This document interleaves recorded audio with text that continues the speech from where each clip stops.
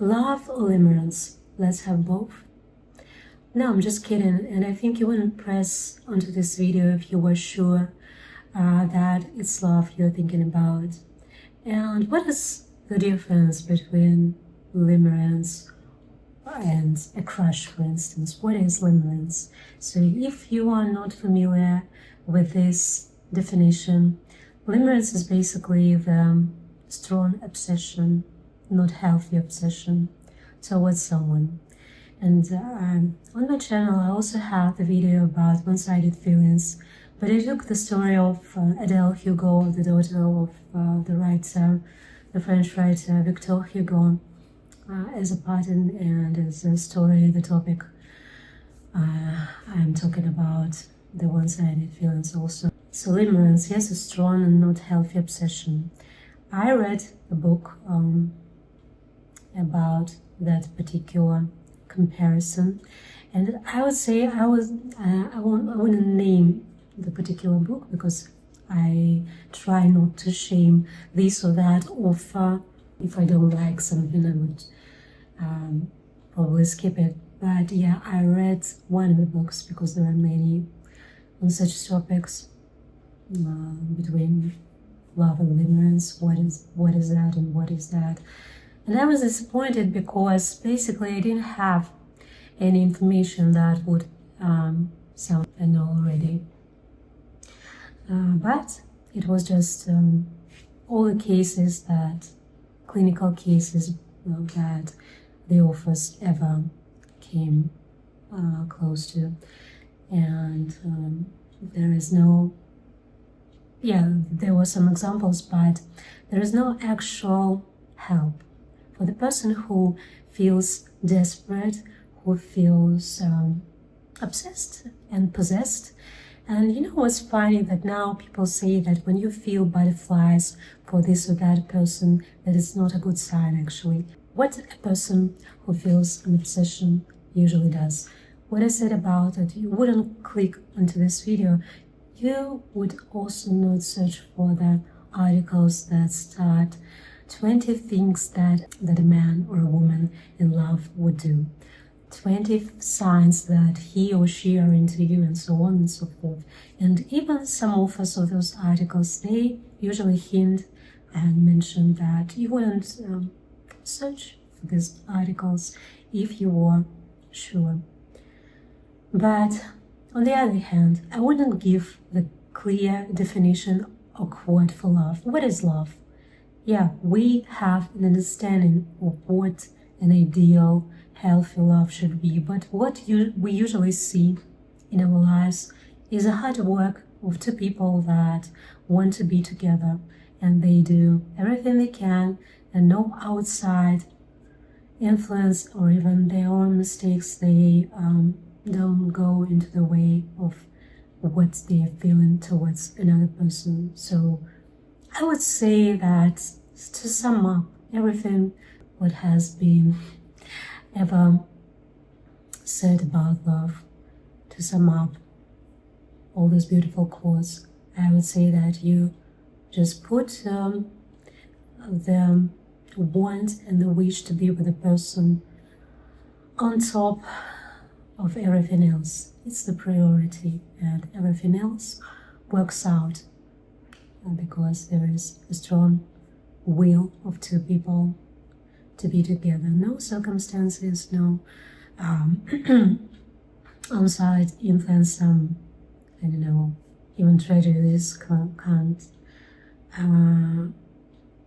interfere with that. That's my understanding. There is a good quote, a verse from the Bible, and you can believe into that or not. You can be a Christian or not. We all have a different, even I have different understanding of faith and what is faith and what's and whom to believe to. But so Bible is actually, if you ever read at least some verses and parts of it, it has some good understanding of life and some good hints for and advice for different situations. And if we talk about love, there is actually a very famous quote that was used in the movies, and you know, you can come up to it very often. And so love is patient, love is kind, and so on. So if you're interested, and although I doubt that there are many people who don't know it, but you can read the whole quote, and it gives a good understanding of what a real strong feeling should be. An ideal, I would say, because we're not ideal, but we could only strive for that even our whole life. But if we go back to the limerence, so a strong obsession and infatuation with someone, not a slight crush, but this strong bug, let's say, in you that tells you all these things, that why you should be behind, all the reasons why you should be with this or that person, even especially if they don't give you any signs of the mutual interest. So you still, I would say that the less actual actions there are, the more fuel it gives to this obsession pattern. Every person to this, almost every person to this or that extent experienced such one-sided feeling on obsession. We wouldn't take slight crushes, because they come quickly and go away as well, very quickly, without any harm to anyone. But when it's usually harming even both sides, yes, because sometimes we keep those obsessions and strong feelings towards into ourselves, but oftentimes it is so strong and uncontrollable that not even one person can be harmed, and it can destroy lives actually. So I wouldn't say that's an easy topic. You can laugh about it. Of course, there are some cartoons and movies that show it from the funny side, but if we look into it, if it's a pattern in your life, I would say that that's a strong problem you have to work with, because sometimes people think that, okay, so I had this obsession with I don't know, a star, an artist, a musician, a movie star, yeah. So an actor, an actress, and that's okay. And people say, oh, okay, they are teenagers, and it will pass away. Eventually they will grow up, everything will be fine. But how many cases and examples of this? Why is it becoming a problem? Because it somehow goes into the real life in your growing up years, where you should have it all figured out. And so that's a real problem. You can be any age, any religion. You can be anyone with different life experience, and still you can end up with this obsession, this limerence we're talking about. So how to define it? I think it's you feel yourself that it's not healthy. The strongest thing that people actually don't want to look at is that the person whom you have towards these feelings, they don't give any soil for those feelings. And even if there was a slight, attraction between you two, it doesn't mean anything. So if there is no continuation, if there is no actions, if you do steps, you go steps towards this person, and there are no steps back, and There even can be some rudeness, and the other person still doesn't understand. I would say that it can, of course, the situations are different. You can come from a loving family, from understanding parents. Of course, we all have our different traumas and our parents as well, and the parents of the parents. But you can come from a generally normal family, yes, if we can call anything normal. So without any strong negatives. Yes, and you still can experience that because sometimes, even especially if you have this imagination, the wild imagination, that's a very difficult combo. But if you're coming from a trauma and the wild imagination, and you didn't have the love probably you deserved as a kid, or you relive, although they say that everything comes from the childhood. You can be, let's say, a very sensitive person with just this, because some people from the childhood, we see these Disney movies, Disney cartoons, the movies, then end up with this fairy tale without talking about what the heroes do after they get married and get together, because I think the most interesting part starts after that. So we have all this idea of an ideal love, and especially I would say sensitive and kind people, very easily influenced people, they experience that. But it can be any person with a traumatic childhood or not. Teenage years, of course, they leave some huge impact on us also. Our whole life leaves a huge impact on us, and yeah, but what to do with that? If we have it, if we see no steps towards us from the person, but we feel obsessed and we think that we should be together for reasons that our infatuated mind gives us. Really, you have to have a reality check. So no signs, no steps towards you. Sometimes even no communication, say, and you still feel that there should be something.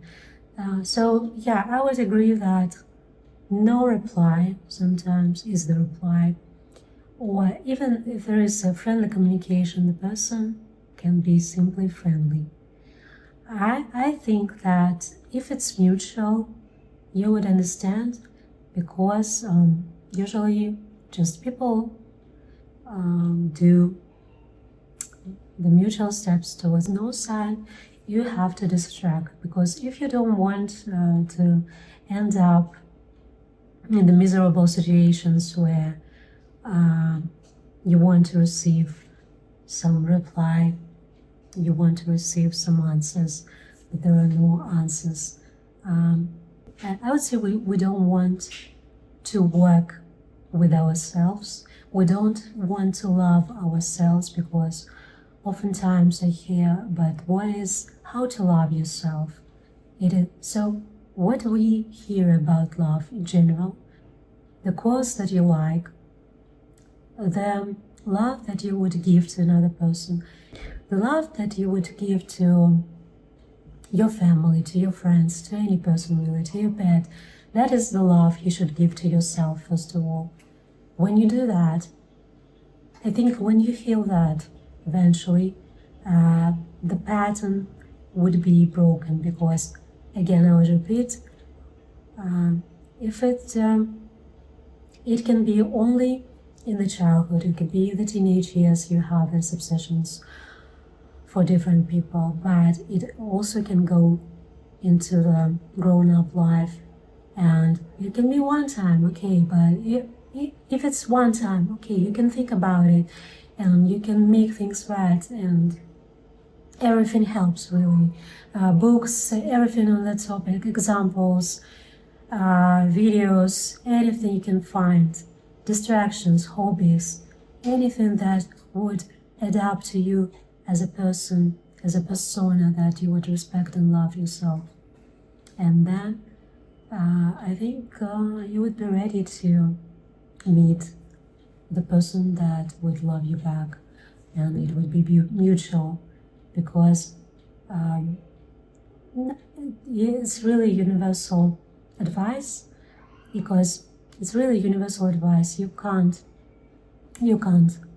love others if you don't love yourself. But even if you sometimes we are better off alone. Love yourself first of all. Put all this good energy and thoughts, all this tenderness you are ready to give to the person who doesn't even want that.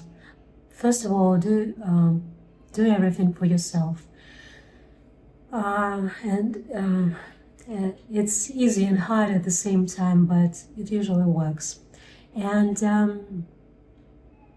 so I could also, of course, stop into the topic where, the signs we're talking about, want to do the eating call back and so on, but still there is this love of yourself. That's why it's so popular now to dig onto yourself and to search for the triggers. It's a hard work. If you want a successful, what do you understand under successful? If you want a successful, fulfilling and loving life, and it can be a different kind of love. Again, it could be with your partner, with your spouses, with your pets, with your family. Friendships are also good, so it can be all together.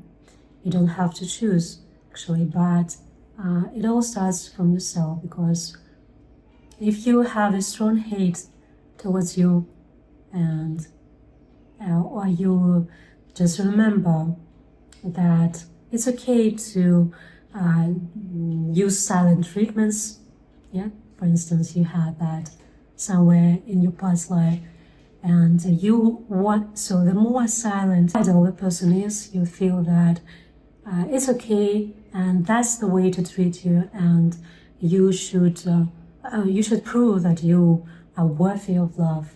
I would say that's in the basement of this obsession, because you feel that someone else is superior to you. They have something you would love to have besides yourself, but you can have it in yourself, and then you don't have to ask for some crumbs of a person and some crumbs of love. And we all deserve to be loved fully to the person that we are, but we are not for all the people, so we can't be loved by everyone, at least in the way that we want to be, or even liked by everyone. And that's all right.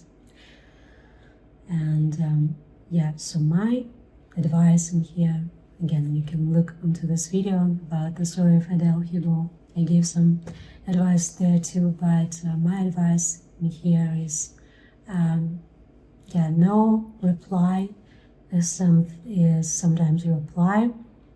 And the situations can be different, but I'm talking about probably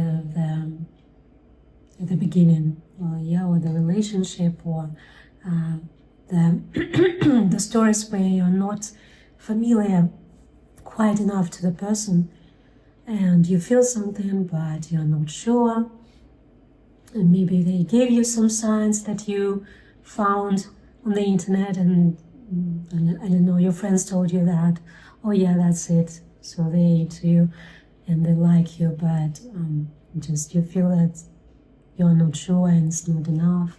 You want to explain, you want to understand, you want to have the clearance and sometimes a closure to move on, and not to another crush and to another love story. And I think that usually the most bright sign is that they don't. There are not enough actions towards you. No outspoken feelings whatsoever, and sometimes it's good to stop right there at your point. You see, if you still want the closure, you are that kind of person, I think it's okay to ask, but be ready to put yourself together after the no reply, because usually if the person didn't tell you anything, that means no already. And sometimes, there are kind of cute stories when someone tells they are in love and they like you, and the person can feel something too, or they felt that, but you just push them to understand their own feelings. But I think we usually we know the difference